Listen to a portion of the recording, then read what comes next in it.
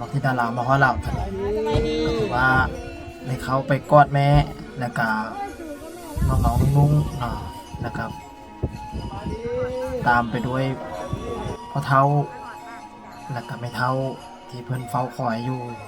ให้น้องธิดาลาวกลับบ้านถือว่ามีความอบอุ่นเนาะในครอบครัวอีกรูปแบบหนึงที่ทางพี่น้องเห็นแล้วก็ถือว่าประทับใจนำพ่อสอนเนาะนี่ก็คืออาจารย์ภูศิวิไลผู้ที่เพิ่นพาปั้นพาก่อผู้ที่พาปลูกพาสร้างน้องธิดาลาวนับตั้งแต่ย่างในกลางเฮือนพุ่นล่ะพี่น้อง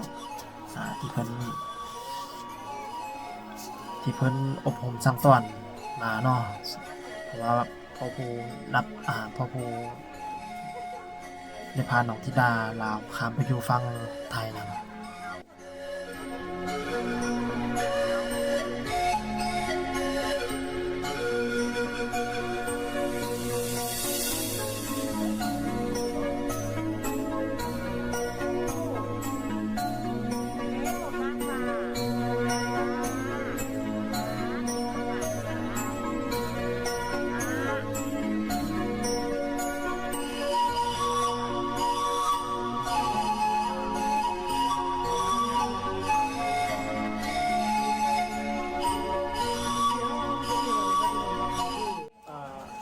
กิจกรรมดีๆที่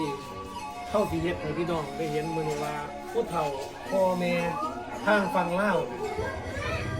การที่ลูกหลานที่ออกจากบ้านจากเงื่อนแต่ละมื้อแต่ละครั้งเนี่ยเพิ่นสิเฮ็ดพิธีผูกคอตอแขนเพิ่นเอิ้นว่าเฮ็ดพิธีนำเอาสิ่งศักดิ์สิทธิ์นำทรงมาออกไปให้เพิ่นจับผ้าขวัญจับผ้าตอกดอกไม้ต่างๆเนี่ย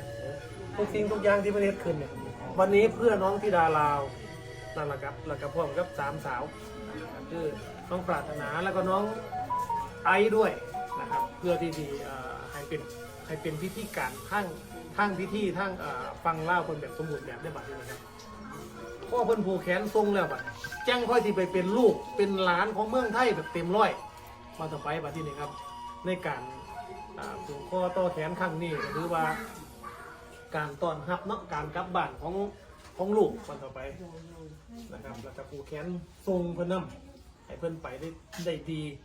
ไปแล้วให้เจริญรุ่งเรื่องให้ร่ำให้รวยกลับมาบ้านนี่คือสิ่งที่พ่อแม่ปรารถนาสำนักครับบ่ได้หวังว่าเจ้าไปแล้วเจ้าต้องส่งเงินส่งทองกลับมาหาพ่อหาแม่เด้ออันนั้นบ่แม่นแต่ว่าสิ่งที่พ่อแม่เพิ่นปรารถนาก็คือเจ้าไปแล้วขอให้เจ้าสุขภาพร่างกายแข็งแรงอย่าเจ็บอย่าไข้ไปแล้วหาเงินทองให้มันโตมันมาในเลี้ยงตัวเจ้ามันกลุ่มกระดูกเด้อนี่คือสิ่งที่พ่อแม่เพิ่นปรารถนาสำหรับลูก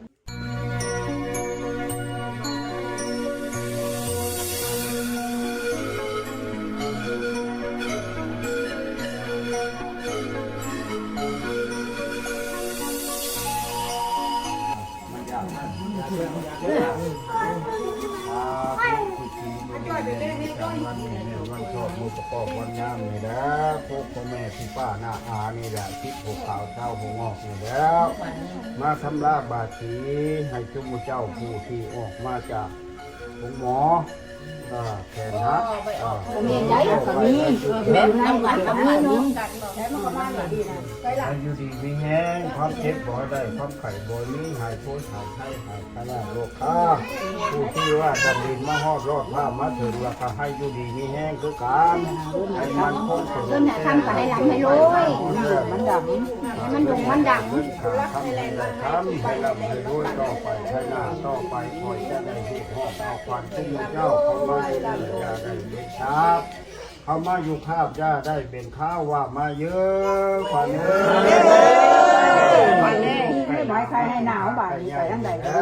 มีทั้งข้าวต้มข้าวดมมีทั้งเครื่องต้มของหวานมีทั้งน้ำตาลน้ำหม่อยมีทั้งสอยทำร้านทำจุกแกงนี่แหละมีทั้งผ่าพื้นดีดูอาร์ตแต่นี่ต่อไป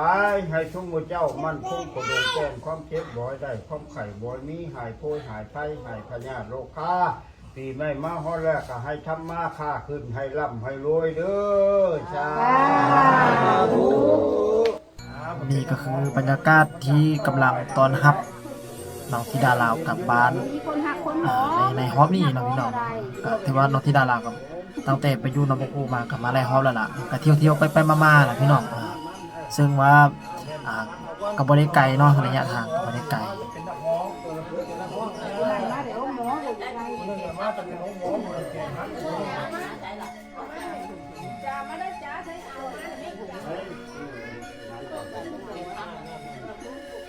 นี่กูเป็นได้ห้องน่ะ คนมากเขามีบ่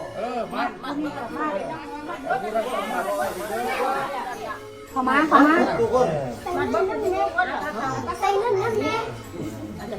โอ้ยจะเดิน ยื่นแขนมาลูกยื่นแขนมาทีละไปใส่เงินเนาะนี่ให้พ่อพาไปเบิ่งก่อน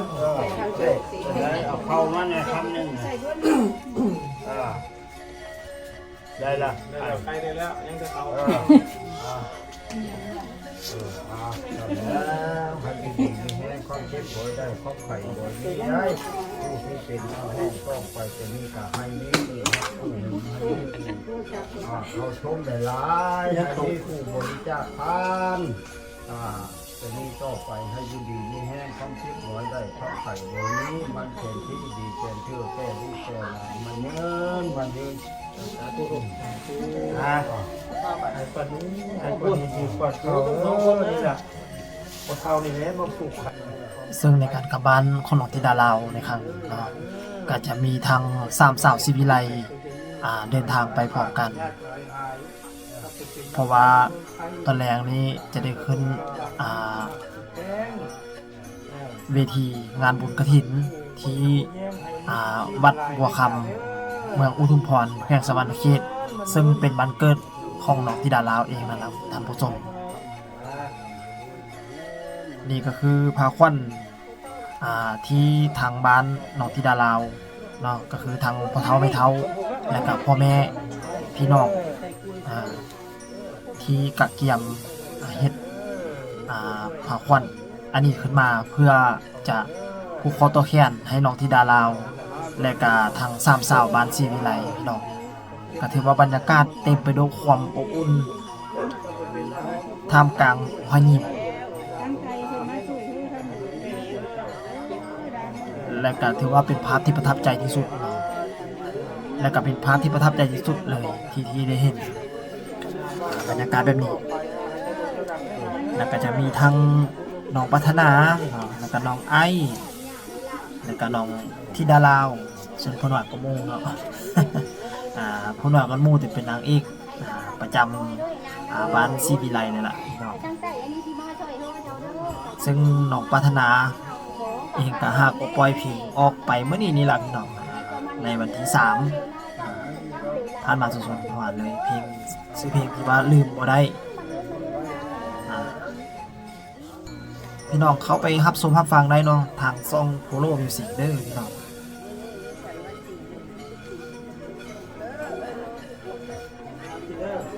เป็นภาพที่ประทับใจแล้วก็อุ่นที่สุดก็ถือว่าน้องธิดาลาวในการต้อนรับทางพ่อเฒ่าแม่เฒ่าในการต้อนรับทางว่าจะเป็นทาง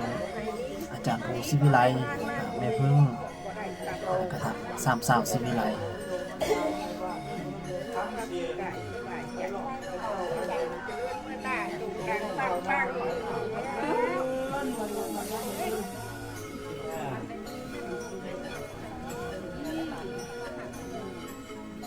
จะให้มีคนหักคนแพง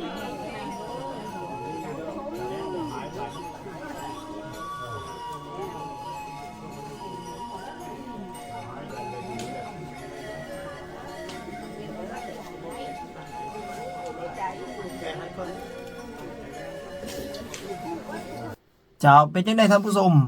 ได้เห็นบรรยากาศที่เพิ่นผูกคอต่อแขนรับเอาลูกเอาหลานในเมืองกลับบ้านเนาะโดยเฉพาะกับแม่นทางสามสาวศิวิไลที่ได้เดินทางไปเยี่ยมยามน้องธิดาลาวหั่นล่ะที่บ้านเกิดเลยพี่น้องเจ้าสำหรับคลิปนี้ก็ถือว่าขอลาไปก่อนเนาะพบกันใหม่ในคลิปหน้าเด้อพี่น้องขอให้ทานนั้นโชคดีมีไสถึงหวยรวยเบอร์กันเบิดทุกคนสำหรับคลิปนี้ก็ขอลาไปก่อนสบายดี